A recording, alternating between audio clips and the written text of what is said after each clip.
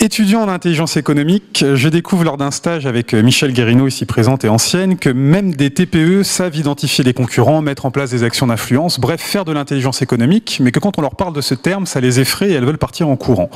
En somme, je m'aperçois que beaucoup d'organisations savent fabriquer de l'information, et à un moment, je me demande, mais alors pourquoi devoir modéliser tout ce processus? Presque 10 ans plus tard, avec ma collègue Marie-Annick Lebéchec et des travaux qu'on a menés au sein d'associations culturelles, qui avaient besoin de formaliser cette fabrique de l'information, on s'est aperçu qu'elles avaient déjà des pratiques existantes, mais que les représentations du jeu économique telles qu'elles le voyaient actuellement leur faisaient résister à l'application des modèles classiques en intelligence économique. Des modèles qui sont somme toute pensés pour des entreprises aux procédures ingénieriques, aux process et aux processus, avec des visions souvent libérales et des objectifs purement financiers.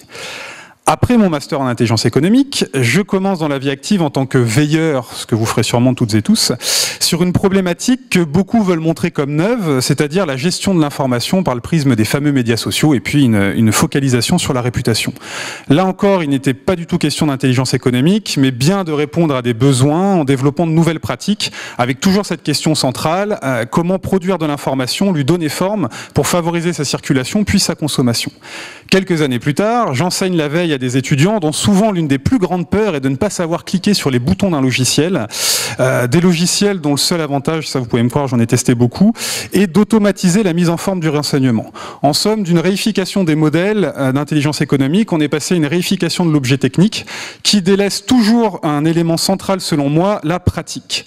Parce que la pratique, c'est un difficile mélange entre l'appropriation d'usage, logiciel par exemple, et la représentation que l'on se fait de ces usages. Maîtriser l'information stratégique grâce à des logiciels. Ce mélange s'avère encore plus difficile selon moi lorsqu'il s'applique à un non-objet comme l'information, puisque l'information n'existe pas en soi mais elle est partout. Elle se fabrique plus qu'elle se construit, notamment par les outils de mesure des logiciels, et souvent on la voit quand on souhaite la voir, et là on rentre dans le mythe des signaux faibles. Donc l'intelligence économique est continuellement face à ce difficile équilibre entre des usages nécessaires pour fabriquer l'information et des discours qui visent à légitimer, voire développer ces usages au sein des organisations. Moi, j'ai tendance à dire aux étudiants en intelligence économique que l'intelligence économique est plus un état d'esprit qu'un modèle fermé ou un ensemble de processus. Et le meilleur conseil que je peux leur donner, c'est de continuellement entretenir leur esprit critique afin de pouvoir interroger continuellement cette fabrique de l'information.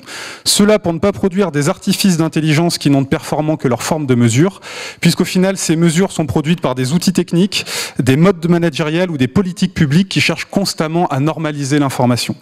Au final, je dirais que l'intelligence économique est une pratique visant à sortir du cadre, pas à en produire de nouveau. Merci.